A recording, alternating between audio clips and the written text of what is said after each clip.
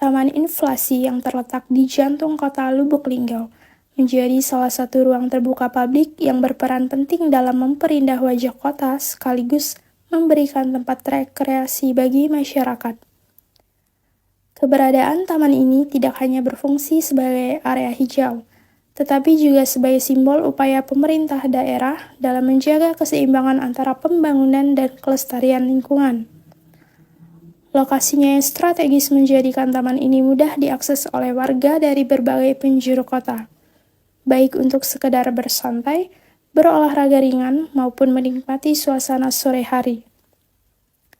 Selain itu, keberadaan fasilitas pendukung seperti tempat duduk, penerangan, serta area terbuka yang luas turut menambah kenyamanan pengunjung.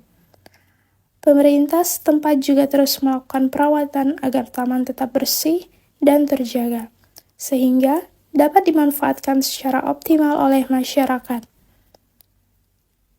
Dengan fungsi ekologis dan sosial yang dimilikinya, Taman Inflasi menjadi salah satu ikon ruang publik di kota Lubuk Linggau yang mendukung gaya hidup sehat sekaligus memperkuat identitas kota sebagai wilayah yang peduli terhadap kualitas lingkungan dan kesejahteraan warganya.